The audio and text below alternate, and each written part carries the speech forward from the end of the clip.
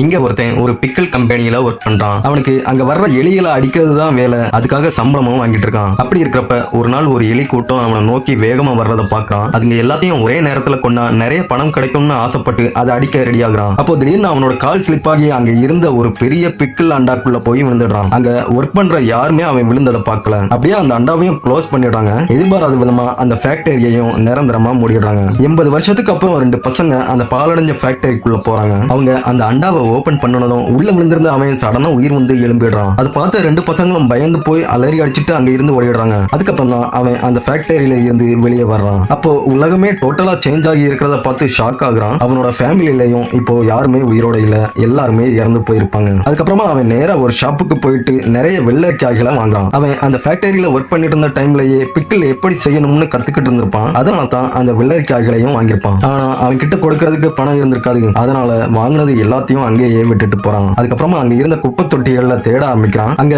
கொஞ்சம் கெட்டு போன வெள்ளரிக்காய்களும் கொஞ்சம் உப்பும் அவனுக்கு கிடைக்குது. அதை பார்த்ததும் அவன் ரொம்ப சந்தோஷப்படுறான். அதுக்கப்புறம் அவன் ஒரு தள்ளு வண்டியை கண்டுபிடிச்சு ஒரு சின்ன ஷாப் மாதிரி ஓபன் பண்றான். அதை வச்சு பிக்கல்ல சேல்ஸ் பண்ணலாம்னு நினைக்கிறான். அடுத்ததா திரும்பவும் அதே குப்பை தொட்டிக்கு போறான். அங்க கொஞ்சம் எம்டி ஜார்ஸ் கிடந்ததை எடுத்து வச்சுக்கிறான். அது எல்லாத்துலயும் வெள்ளரிக்காய்களையும் உப்பையும் போட்டு அடுத்ததான் மழை வருமானு வெயிட் பண்ணி பார்த்துட்டு இருக்கான். கொஞ்ச நேரத்துல மழை வந்ததும் அவனோட பிக்கில் ரெடி ஆகுது. அது எல்லாத்தையும் அவனோட வண்டியில ஏத்துக்கிட்டு எல்லா ஸ்ட்ரீட்லயும் போய் அவனோட பிக்கில சேல்ஸ் பண்ண ஆரம்பிக்கிறான். கஸ்டமர்ஸ் எல்லாருக்கும் அந்த பிக்கிள் டேஸ்ட் ரொம்ப பிடிச்சிருக்குது. அப்படியே அவனோட வியாபாரமும் ஸ்டார்ட் ஆகுது. ஆனா பிக்கிள் வாங்குற கஸ்டமர்ஸ் எல்லார்கிட்டையும் ஜார் எம்டி ஆனதும் மறக்காம திருப்பி கொட்டணும்னு சொல்றான். அப்பதான் அவன் திரும்ப அவனோட பிக்கிள அந்த ஜார்ல ரீஃபில் பண்ணி சேல்ஸ் பண்ண முடியும். இப்போ அவனோட வியாபாரம் ரொம்ப நல்லா போக ஆரம்பிக்குது. ஆனா அவன் கிட்ட அந்த ஷாப்புக்கு லைசன்ஸ் இருந்திருக்காது. அதனால ஒரு நாள் அதிகாரிகள் வந்து செக் பண்ணி அவனோட சின்ன ஷாப்பை சீஸ் பண்ணிடுறாங்க. கடைசியில அவன் என்ன பண்றதுன்னே தெரியாம அந்த ரோட்டோரத்துல தனியா சோகமா உட்கார்ந்து புலம்பிக்கிட்டு இருக்கிறான்.